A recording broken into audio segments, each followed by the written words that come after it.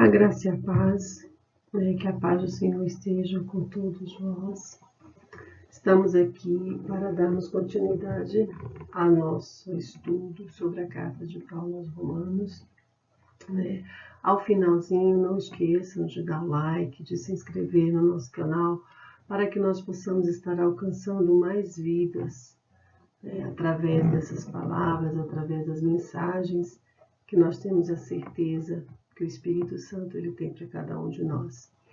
Então nós vamos ver aqui nesse capítulo que através de comparações o apóstolo Paulo ele vai considerar as vantagens de Israel e ele vai discorrer sobre a incredulidade de Israel e a fidelidade de Deus, a mentira dos homens e verdades de Deus.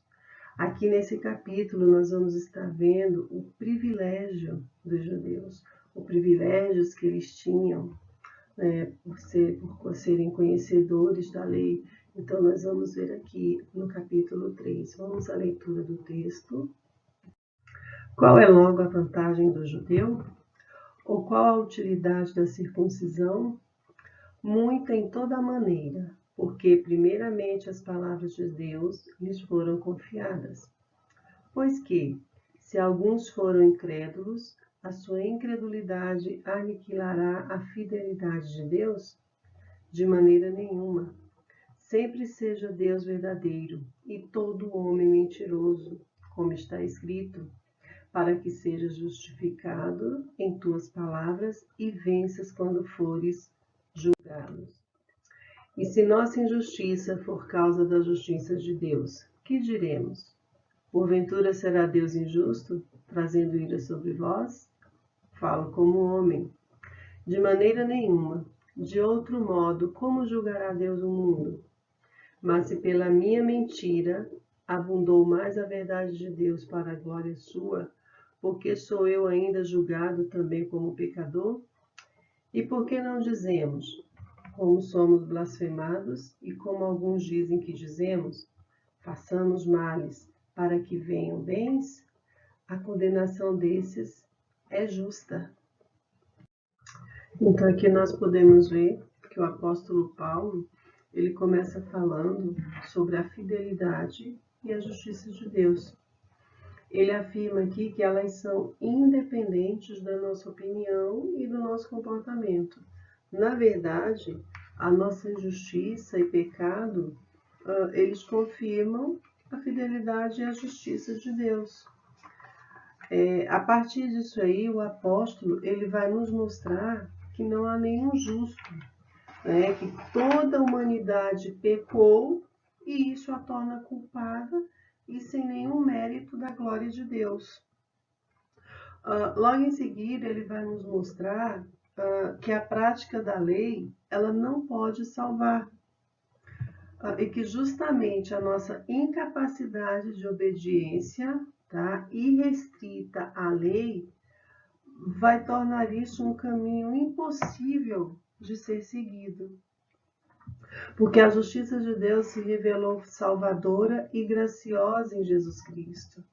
Ele sim é a propiciação perfeita dos nossos pecados. O sacrifício de Jesus na cruz, ele revela que Deus ama a humanidade e não apenas um povo. Os judeus, eles criam, ou eles acreditavam que Deus eliminaria os gentios por causa dos seus pecados. Eles não pensavam que estavam sob a mesma condenação. Eles acreditavam que todos estavam destinados ao juízo, exceto eles mesmos. Porém, quando nós lemos lá no versículo 1 do capítulo 2, nós vamos ver aqui o que o apóstolo Paulo ele diz para nós. Ele nos diz assim: portanto, és inexcusável quando julgas o homem, quem quer que sejas, porque te condenas a ti mesmo naquilo em que julgas a outro, pois tu que julgas, fazes o mesmo. Então aqui, os judeus eles achavam que deveriam ser inocentados, por não serem tão maus quanto os gentios. Mas mesmo os judeus, eles tendo quebrado esse pacto divino, não significa que a promessa a respeito deles tenha falhado, ou que os concertos e os planos de Deus se tornaram inválidos. O apóstolo ele afirma que isso é impossível, pois a falta de fé dos homens ela não invalida a infidelidade de Deus. Então, por mais que os homens não tenham fé, a fidelidade de Deus para com a humanidade, ela vai permanecer, ela vai continuar. Só que nós temos que entender que o juízo de Deus, ele vai ser inevitável. Então Deus ele vai julgar. Isso aí não tem como ninguém escapar desse juízo. Vamos ver o que a palavra de Deus nos fala a respeito do juízo de Deus. Longe de ti que faças tal coisa, que mates o justo com o ímpio, que o justo seja como o ímpio, longe de ti. Não faria justiça o juiz de toda a terra? A Universal Assembleia e Igreja dos Primogênitos que são inseridos nos céus, e a Deus, o juiz de todos, e aos espíritos dos justos aperfeiçoados, os quais hão de dar conta ao que está preparado para julgar os vivos e os mortos. Então, aqui após a leitura desses 3 versículos, nós podemos concluir, de acordo com o que nós lemos aqui em Gênesis, que Deus ele é o juiz de toda a terra. Em Hebreus 12, 23, ele é o juiz de todos os homens. E 1 Pedro, ele julga hoje e julgará os vivos e os mortos. Então ninguém vai escapar do juízo. Todos serão julgados. E Deus, como juiz, ele possui 4 características fundamentais. A primeira delas é que ele tem autoridade para legislar e julgar. Ele é justo e ele julga com justiça. Ele é capaz de discernir a verdade. E ele é competente para executar a sentença. Quando nós lemos lá o capítulo 2 de Romanos, nós vamos ver que Paulo ele fala do juízo de Deus sobre os pecadores. E ali ele faz 7 afirmações sobre o assunto. Nos versículos 1 e 3 do capítulo 2, Paulo fala que o juízo de Deus ele é inevitável. No versículo 2, ele vai dizer que o juízo de Deus é segundo a verdade. No versículo 5, ele nos fala que o juízo de Deus é justo. E no 6, que o juízo de Deus ele é individual e de acordo com o procedimento. No versículo 11, ele diz que o juízo de Deus é imparcial. E nos versículos 16, ainda do capítulo 2, ele vai dizer que o juízo de Deus será revelador e será conforme o Evangelho.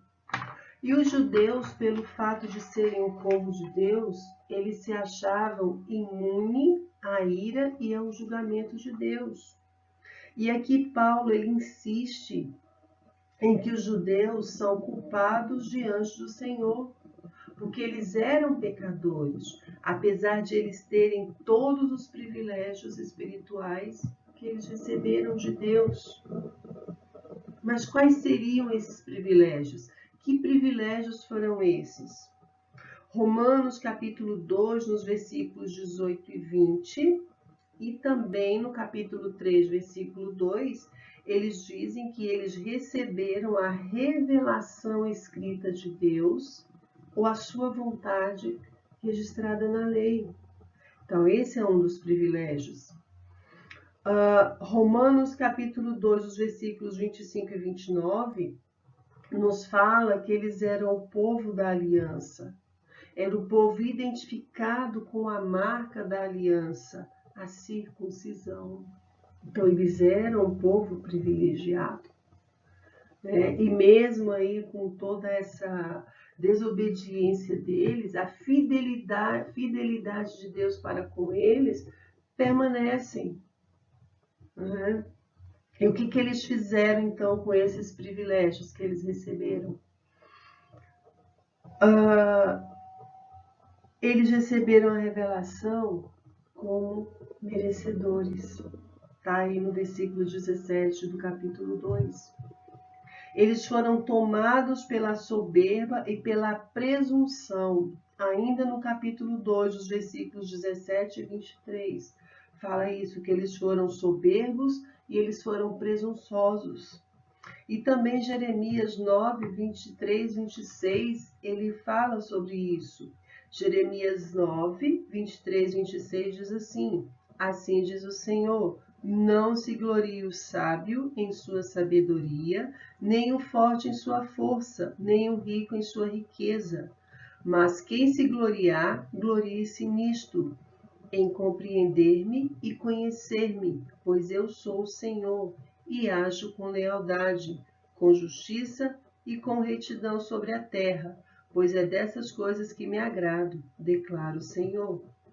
Vem chegando os dias, declara o Senhor, em que castigarei todos os que são circuncidados apenas no corpo, como também o Egito, Judá, Edom, Amon, Moabe e todos os que rapam a cabeça e vivem no deserto, porque todas essas nações são incircuncisas e a comunidade de Israel tem um coração obstinado. Então aqui nós vemos que eles eram soberbos, eles eram presunçosos, eles tinham privilégios de Deus, porém eles não estavam zelando por aquilo que Deus colocou em suas mãos. Eles estudaram a lei como se eles fossem donos, como se eles fossem os proprietários da lei. Porque eles ensinavam, porém eles não cumpriam. Né? E isso fazia com que o nome de Deus aqui fosse desonrado e fosse blasfemado. Está lá no capítulo 2 de Romanos, versos de 21 a 24. Os versículos 25 a 29 do capítulo 2 aí nos mostra que eles estavam enganados quanto à identidade do verdadeiro judeu. Por quê? Porque o genuíno judeu era aquele que possuía uma experiência espiritual no interior, no coração, e não uma marca externa. Então não era algo só ali de aparência, não, era algo que tinha que vir de dentro. Porque um gentio obediente, incircunciso, ele era mais aceitável a Deus do que um judeu desobediente e circuncidado. Né? Paulo, ele vai concluir os seus argumentos aqui em Romanos, no capítulo 3, dos versículos 1 a 8, com 3 perguntas básicas. As 3 perguntas dele, a primeira: qual é a vantagem de ser judeu? Então, qual era a vantagem que alguém tinha por ser judeu? O judeu, ele tem o quê? Todas as vantagens espirituais possíveis, principalmente o fato de possuir a palavra de Deus, ou os oráculos de Deus. E também pode indicar a vontade ou a palavra de Deus, então eles possuíam isso aí. A segunda pergunta: a incredulidade dos judeus anulará a fidelidade de Deus? De maneira nenhuma, jamais. Porque Deus, ele cumpre todas as promessas feitas em sua palavra. Tudo aquilo que Deus promete, ele cumpre. Está lá no capítulo 9 de Romanos, os versículos 6 a 7. Então, tudo que Deus promete, ele cumpre. E a terceira pergunta: se a nossa justiça traz a justiça de Deus, ele não é injusto em nos punir? As pessoas que pensam dessa forma, elas receberão a merecida condenação de Deus. Então, Deus, ele não é injusto, ele julga com justiça, porque ele é capaz, uma das características, ele é capaz de discernir a verdade. Tá? Então, ele possui essa autoridade. Nós vamos ver aqui que os versículos 9 a 20 do capítulo 3, ele vai nos mostrar, ele vai nos ensinar e vai fazer com que nós entendamos que todos são pecadores diante de Deus. Todos são pecadores, e se todos são pecadores, todos serão julgados, conforme a justiça de Deus. Vamos ler então aí os versículos de 9 a 20. Pois que somos nós mais excelentes? De maneira nenhuma, pois já dantes demonstramos que tanto judeus como gregos, todos estão debaixo do pecado. Como está escrito, não há um justo, nenhum sequer. Não há ninguém que entenda, não há ninguém que busque a Deus. Todos se extraviaram e juntamente se fizeram inúteis. Não há quem faça o bem, não há nenhum só. A sua garganta é um sepulcro aberto, com as suas línguas tratam enganosamente. Peçonha de áspides está debaixo de seus lábios, cuja boca está cheia de maldição e amargura. Os seus pés são ligeiros para derramar sangue. Em seus caminhos há destruição e miséria, e não conheceram o caminho da paz. Não há temor de Deus diante de seus olhos. Ora, nós sabemos que tudo o que a lei diz, aos que estão debaixo da lei o diz, para que toda a boca esteja fechada e todo mundo seja condenável diante de Deus. Por isso, nenhuma carne será justificada diante dele pelas obras da lei, porque pela lei vem o conhecimento do pecado. Aqui nós vemos que o apóstolo Paulo, ele deseja concluir esse assunto em relação ao pecado humano. Mas a que conclusão nós chegamos? Nós temos alguma vantagem? Não. Nós não temos de forma nenhuma, porque já tem demonstrado aqui que todos, tanto judeus como gregos, eles estão debaixo do pecado. Está aqui no versículo 9. Paulo ele pergunta mais uma vez sobre a vantagem do judeu.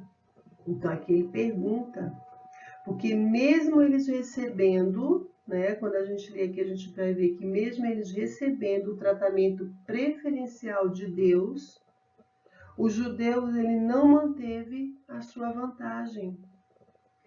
Ele, como também o gentio, se entregou ao pecado. E Paulo ele vai citar vários versículos do Antigo Testamento para mostrar que o homem, ou melhor, todos os homens, eles se condenam pelo pecado. Então ele cita vários versículos do Antigo Testamento onde o homem ele se entregou ao pecado. Então nós vamos ver nos livros de Salmos, no capítulo 14, versos de 1 a 3, 53, de 1 a 3, 5, 9, 140, 3, 10, 7, 36, 1. E no livro de Isaías, 59, de 7 a 8. Quando nós lemos isso aí, quando nós começamos a estudar e nós vamos considerar aqui os contextos de cada uma dessas citações, nós vamos ver que eles estão falando da insensatez dos homens que negam a Deus, imaginando que os seus atos pecaminosos não serão descobertos ou não receberão o castigo. Aqui Paulo ele procura salientar a universalidade do pecado, porque todos os homens estão sob o pecado. ele diz 6 vezes: não há ou nem mesmo um que escape da condição de pecador. Então, quando nós estamos lendo aqui, ele vai dizer: não há nenhum, sequer um, que escape. Nem judeus, nem gentios. Eles têm alguma razão para se justificar diante da presença do Senhor. Nos versículos seguintes, o apóstolo Paulo ele vai trazendo para nós um panorama do coração do homem. Ele vai nos mostrando aqui a culpabilidade de todos os indivíduos. Quando ele fala aqui no versículo 10, não existe ninguém justo. Ele diz logo em seguida, no versículo 11, não existe ninguém que busque a Deus. Ele continua no 13, todos dizem palavras impróprias. Quando ele diz aqui, a sua garganta é um sepulcro aberto, ele está dizendo que as palavras que saem da boca são palavras impróprias. No versículo 15 aqui, ele diz que todos fazem planos maléficos, quando ele diz, os seus pés são ligeiros para derramar sangue. No 16 ele diz, em seus caminhos há destruição e miséria. Então são em todos os caminhos. O 17 ele diz que todos são inimigos dos homens e de Deus. E ele fecha no 18, onde ele diz que não há temor ou respeito a Deus. Então, através desse retrato do homem, os planos e ações que brotam do seu coração, eles se tornam revelados. Que todo homem ele é culpado diante de Deus. Está aqui no versículo 19. Ninguém consegue cumprir a lei e ser justificado pelas obras. Está no versículo 20. A lei, ela é boa, pois ela vai refletir o caráter de Deus. Romanos 7, de 7 a 25, fala, mas também ela revela a nossa incapacidade de cumpri-la. Por isso, a condenação de todos, ela é certa. Então, todos vão ser os julgados. John MacArthur, ele é um ministro, escritor evangélico norte-americano, ele escreveu sobre o pecado.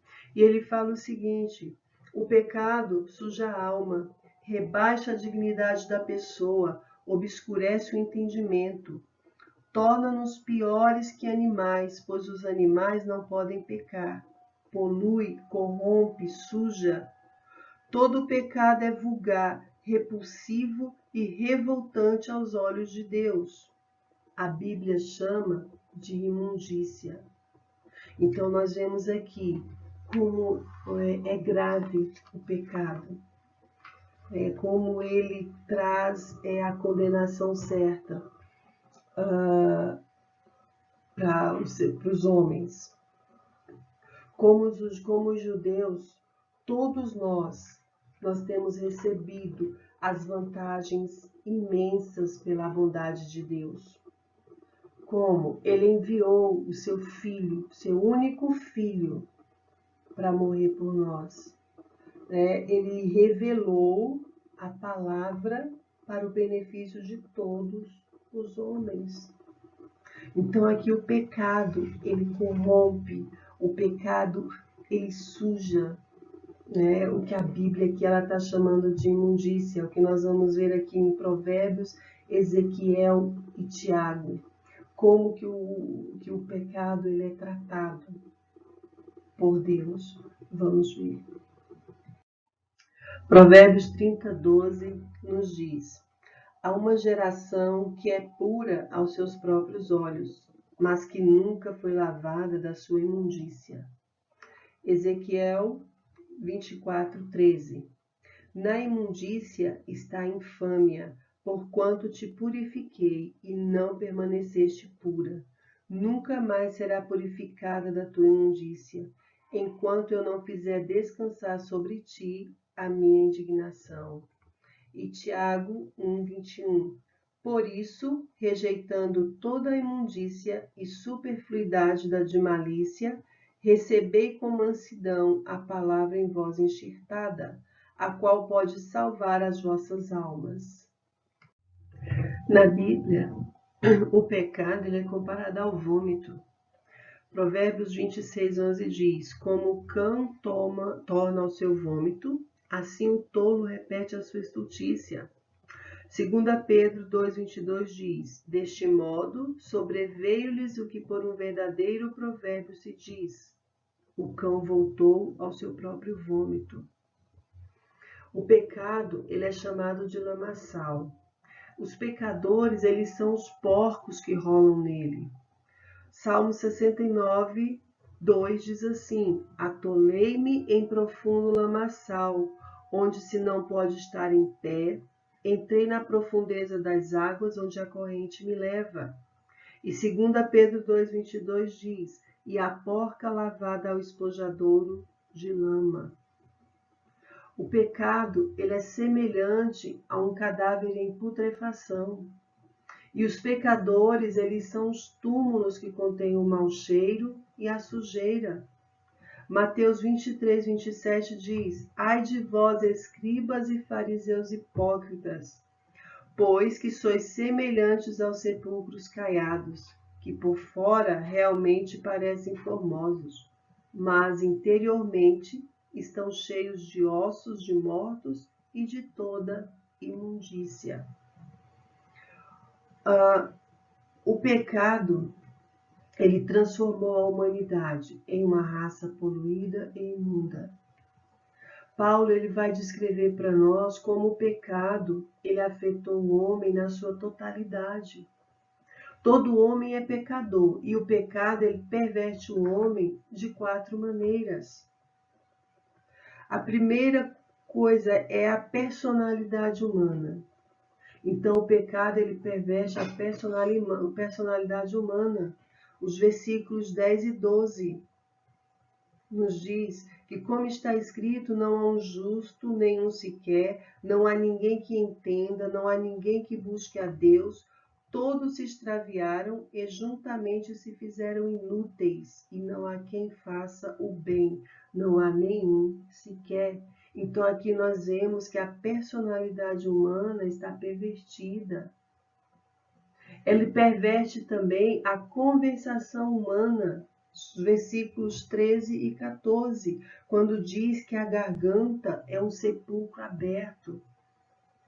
Da garganta, das línguas, da boca saem palavras impróprias, né? Ele diz que a boca está cheia de maldição. O pecado, ele também perverte a conduta humana, os versículos 15 e 17, quando ele diz que os pés são ligeiros para derramar sangue e que só existe destruição e miséria no caminho e que eles não conseguem conhecer a paz.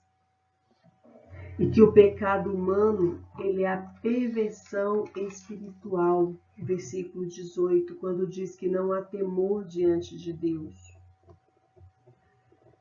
O pecado, ele está no centro da nossa alma. Mateus 15, versículos 19 e 20 diz: porque do coração procedem os maus pensamentos, mortes, adultérios, fornicação, furtos, falsos testemunhos e blasfêmias. São estas coisas que contaminam o homem, mas comer sem lavar as mãos, isso não contamina o homem. Pecamos de uma forma voluntária e prazerosa. A natureza humana ama o pecado e odeia a Deus.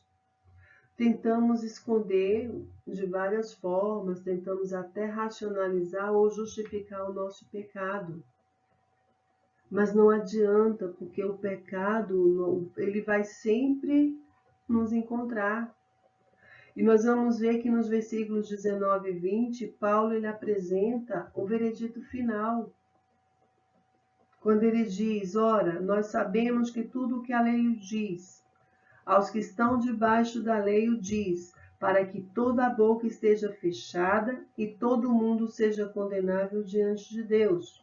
Por isso, nenhuma carne será justificada diante dele pelas obras da lei, porque pela lei vem o conhecimento do pecado.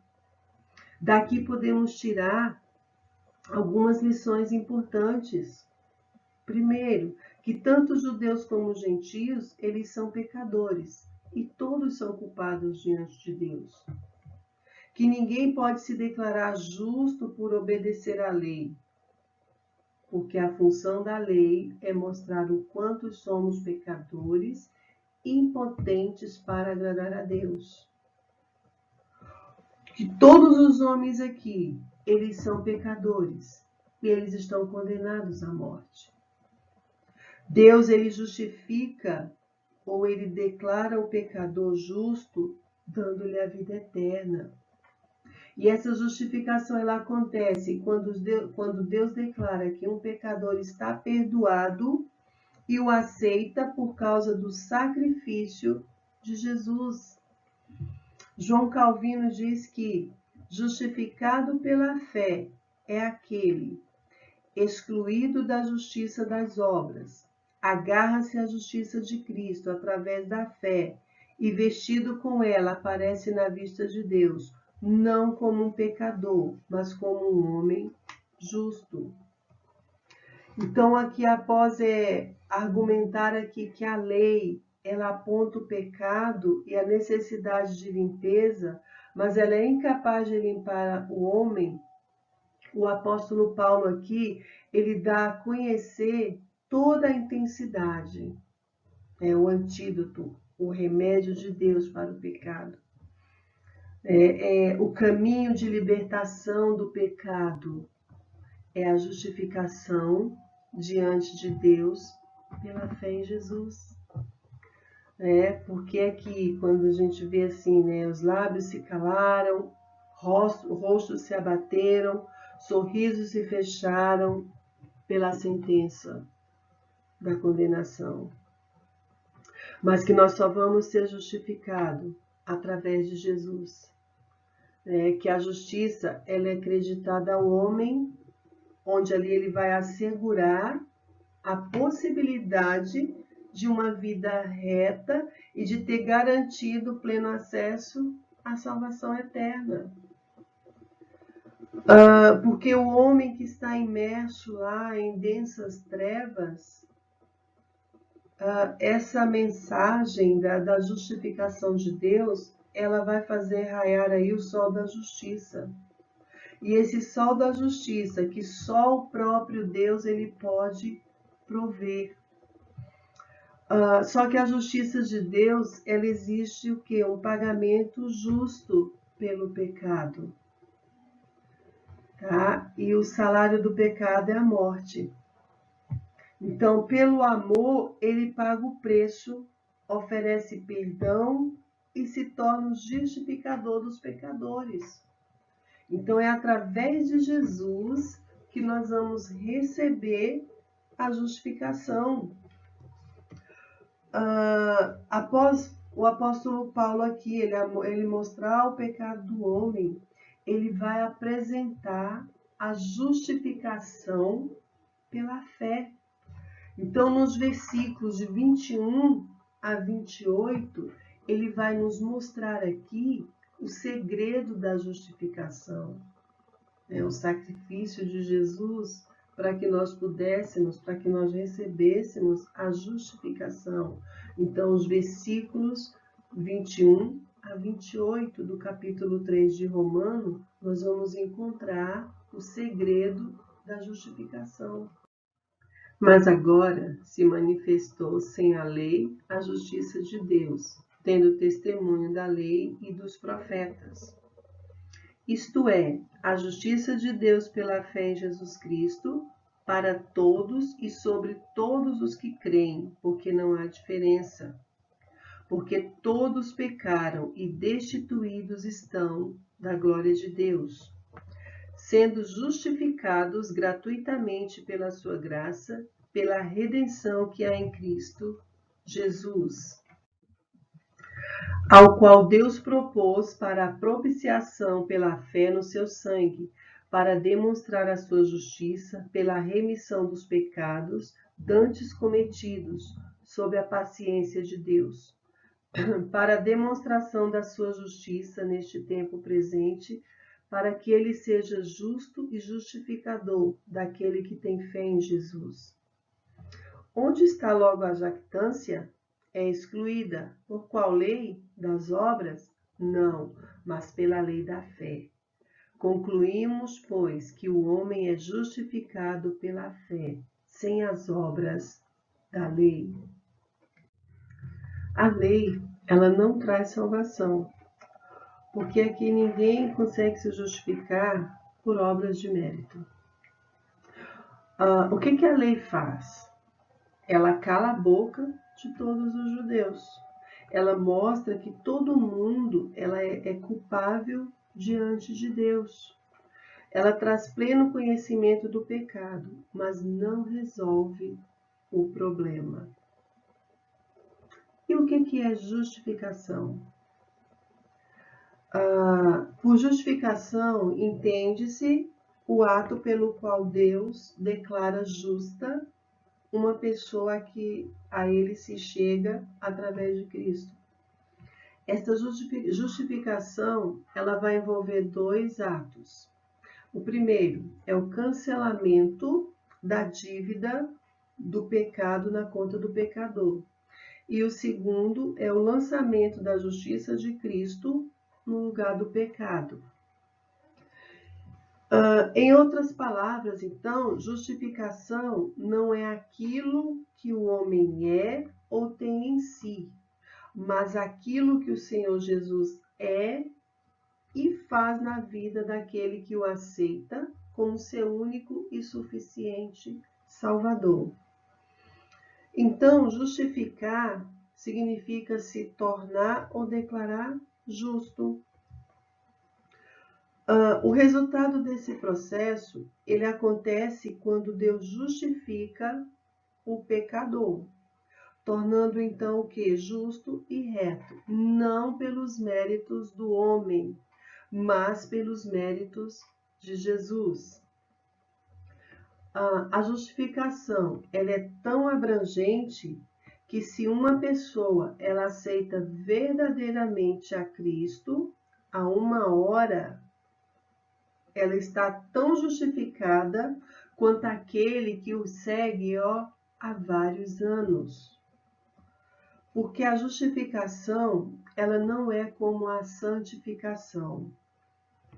Porque a santificação é um processo gradual, vai acontecendo, tá?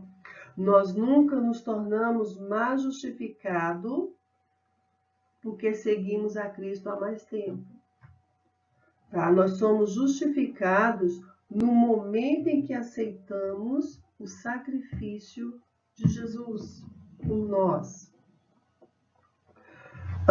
A lei e os profetas, eles olharam para a justiça de Deus, mas ela se manifestou sem lei.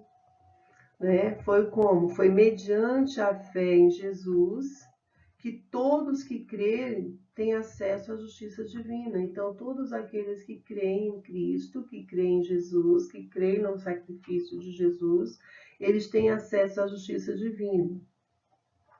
E todos, judeus e gentios, eles precisam da ajuda do Senhor, porque todos pecaram.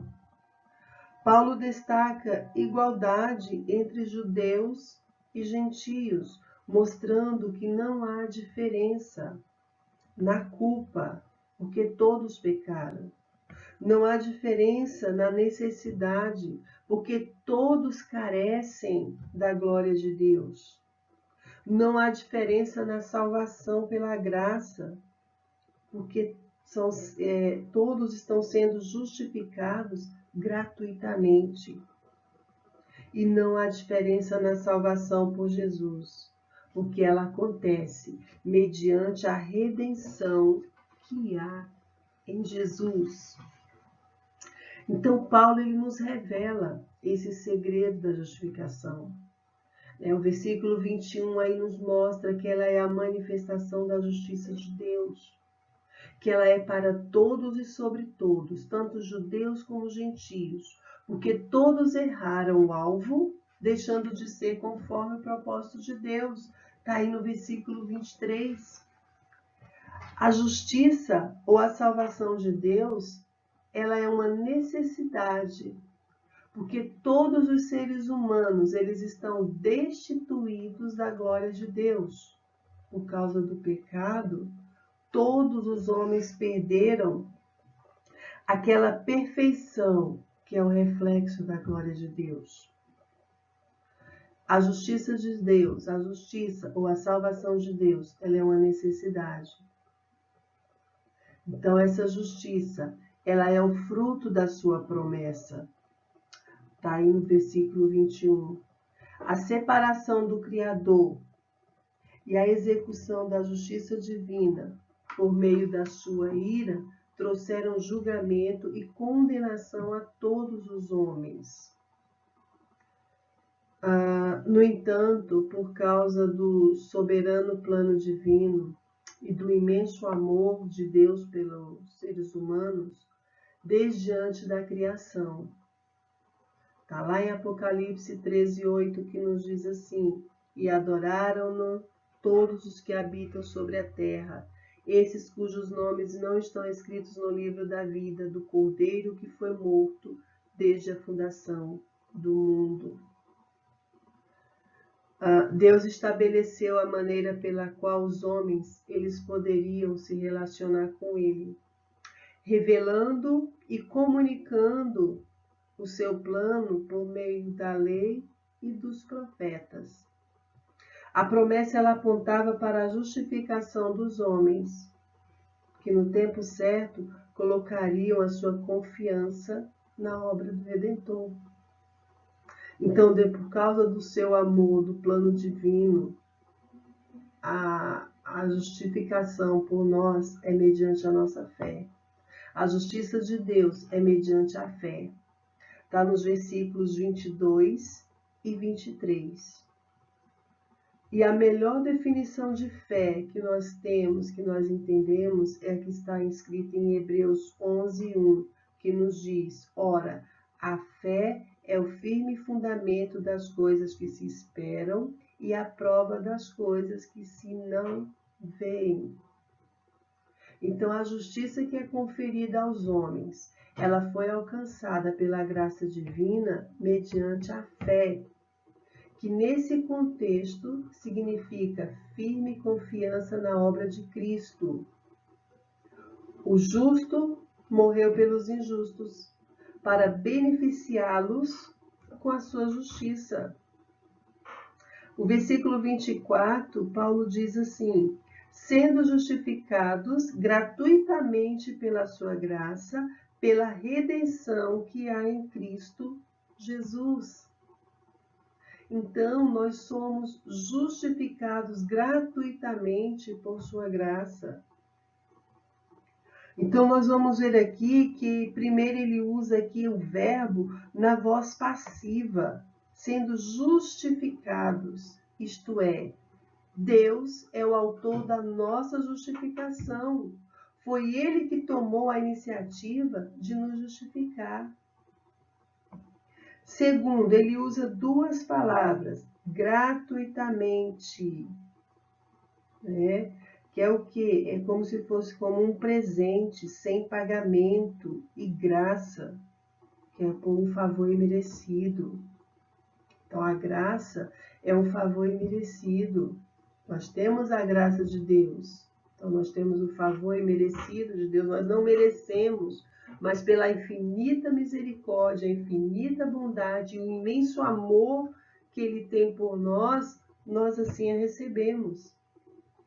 A justificação que Deus atribuiu àqueles que creem é pelo mérito de Jesus e não do homem.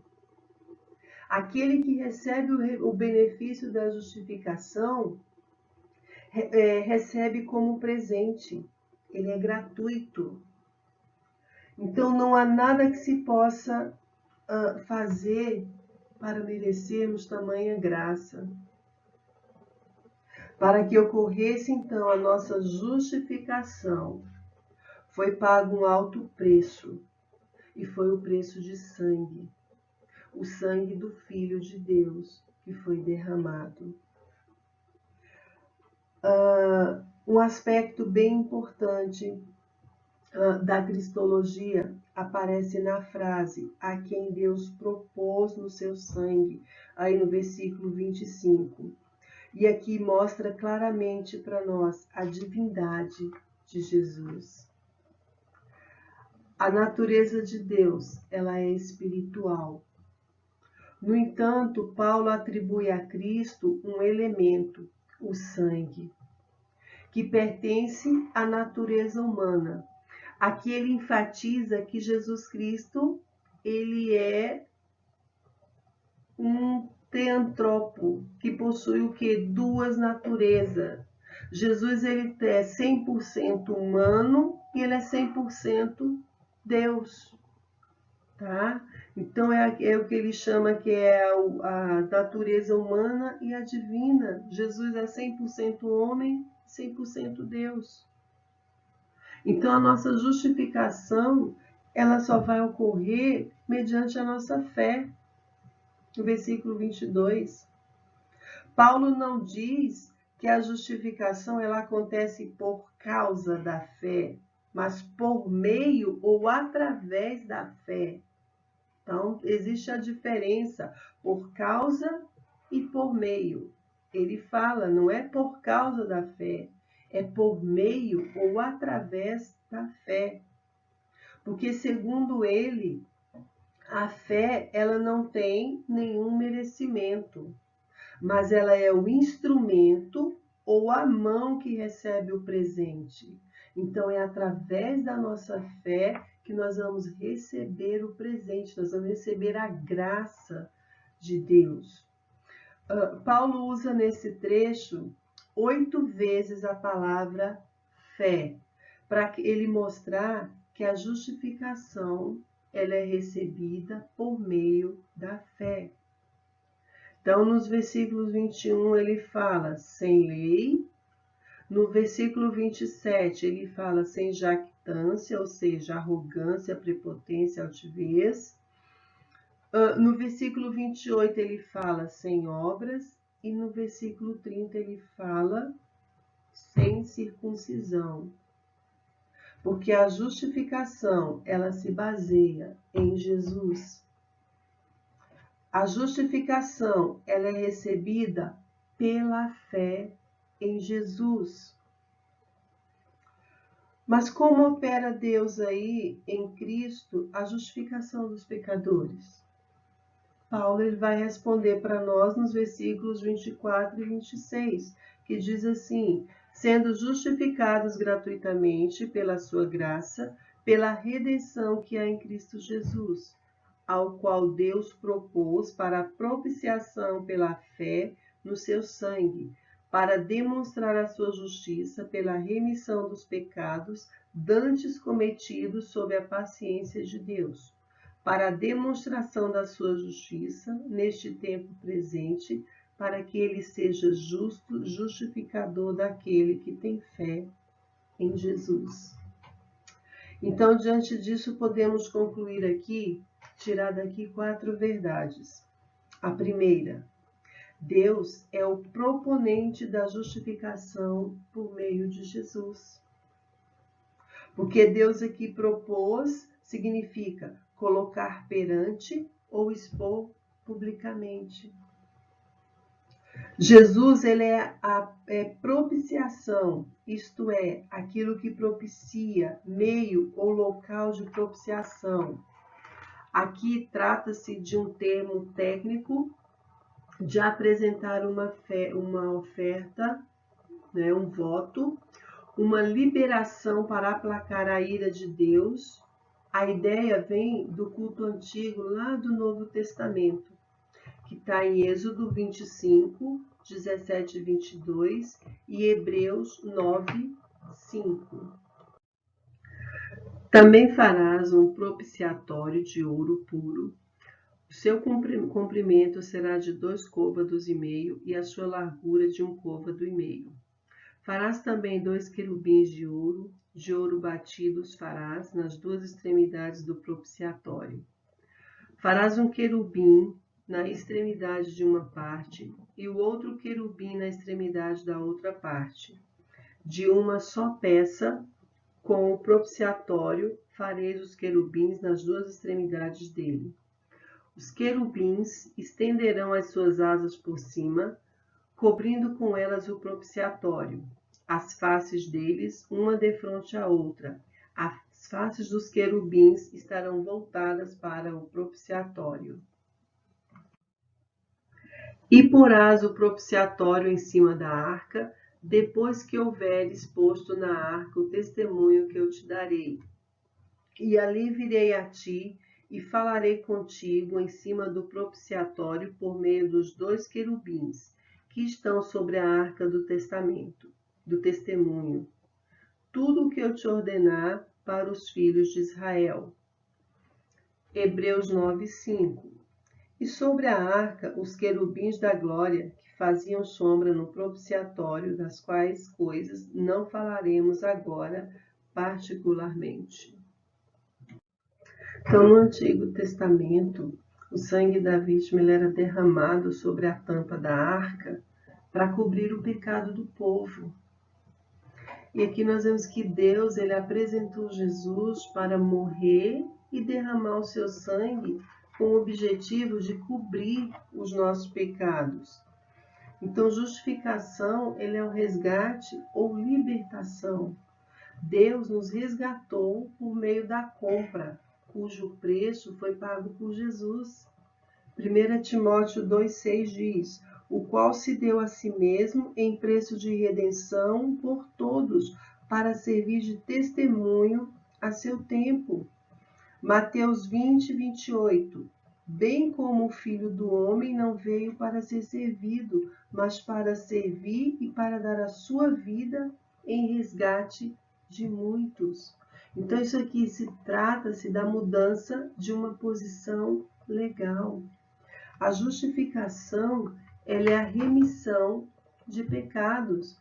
Vamos ver o que fala João 1:29 e Hebreus 10, de 1 a 4. João 1:29. No dia seguinte, João viu a Jesus, que vinha para ele, e disse: Eis o Cordeiro de Deus, que tira o pecado do mundo. Hebreus 10, de 1 a 4. Porque tendo a lei a sombra dos bens futuros, e não a imagem exata das coisas, nunca, pelos mesmos sacrifícios que continuamente se oferecem cada ano, pode aperfeiçoar os que a ele se chegam.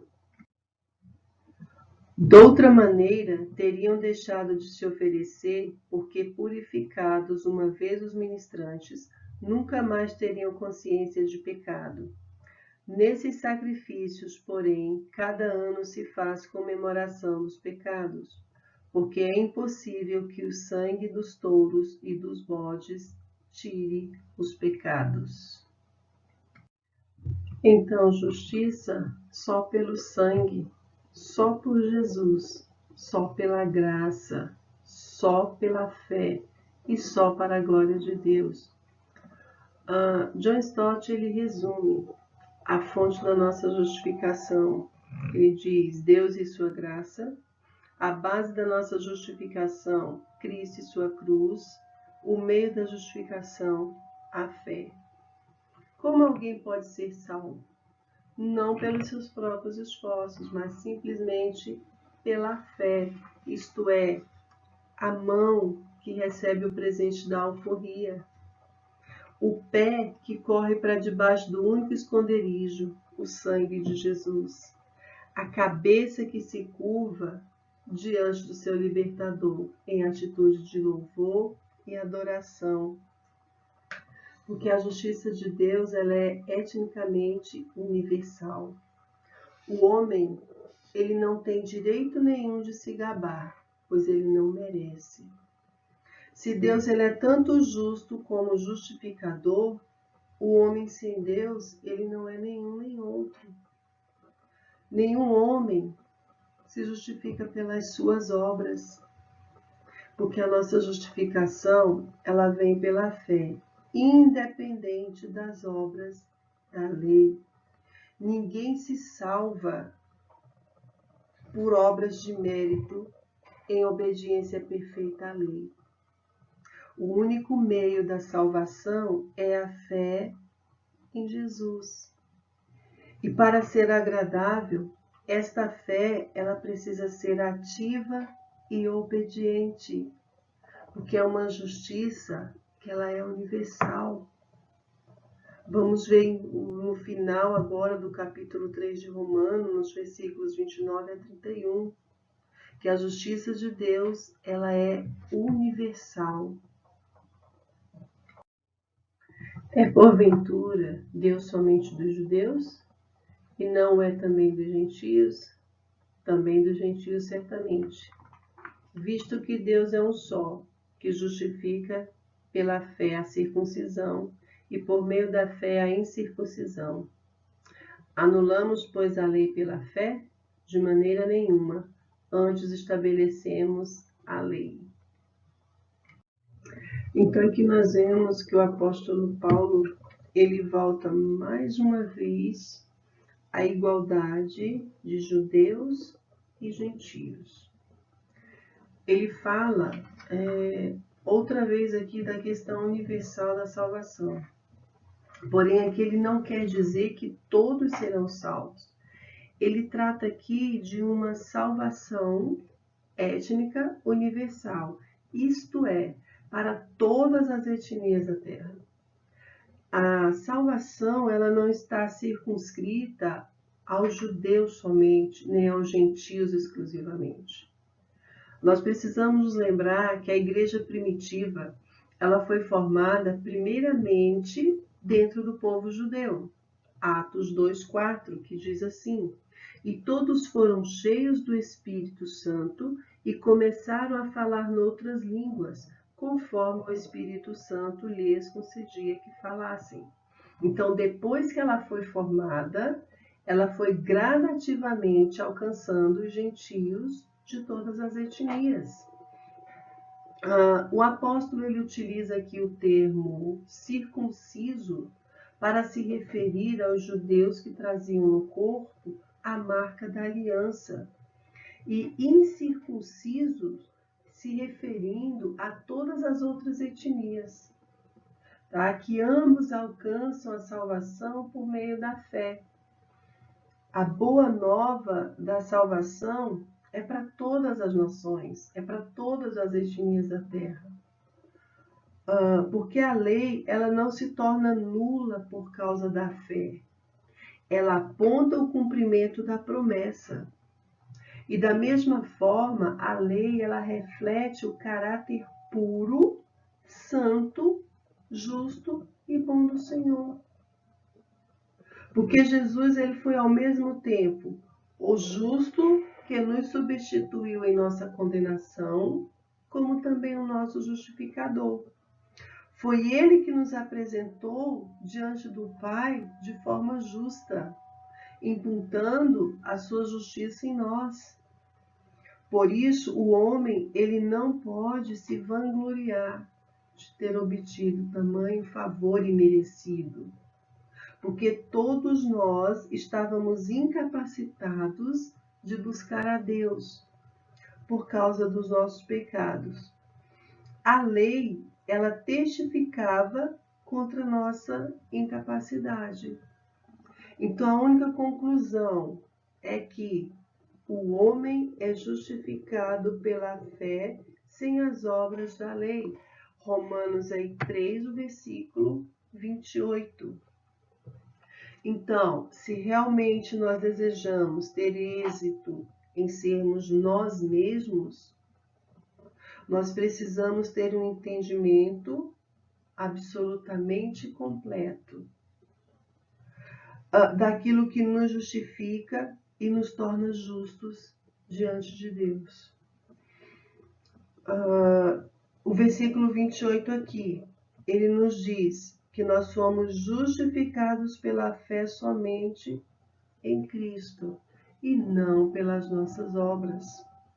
Então, se nós tivermos uma fé real, nós faremos as boas obras, mas a nossa dependência, ela não estará nas obras. As nossas obras, elas serão feitas como atos de amor a Deus, tá? Em obediência a Ele, em vez de serem obras da carne, pelas quais nós esperamos aqui ganhar a sua aceitação. Então, nós precisamos entender, nós precisamos compreender que nossa fé, ela precisa ser real, ela precisa ser verdadeira, para que nós possamos alcançar a justificação em Cristo, tá? Que nós temos que ser dependentes do Senhor, dependentes de Cristo. Então, vamos colocar a nossa fé em ação, porque nós somos justificados só através de Jesus, né? Para que nós possamos ter êxito, para que nós possamos, então, termos o merecimento da nossa salvação. E nós precisamos crer que nós fomos justificados aos olhos de Deus antes de nos portarmos de forma correta. Porque nós não podemos produzir frutos cujas sementes elas não foram plantadas. O próprio Jesus, ele é a semente da justiça, que foi plantada na morte. E ele foi ressuscitado em poder. Então, de modo que nós vamos poder dizer, tal qual o apóstolo Paulo disse em 2 Coríntios 5, 21, Deus tornou pecado por nós, aquele que não tinha pecado, para que nele nos tornássemos justiça de Deus. Então, que nós possamos estar colocando a nossa fé realmente em ação, para que nós possamos estar sendo justificados pelo nosso Senhor. Que Deus abençoe a cada um. Ora, a fé é o firme fundamento das coisas que se esperam e a prova das coisas que se não veem. Então, nós temos que entender que sem fé é impossível agradar a Deus. Precisamos crer que somos justificados diante de Deus através da nossa fé em Jesus. E que Jesus Cristo é um novo e vivo caminho. Um caminho que nos dá liberdade, ousadia e confiança. Que Ele nos ajude a sermos perseverantes e sermos pacientes. E podemos estar sempre colocando a nossa fé em ação. Que Deus vos abençoe.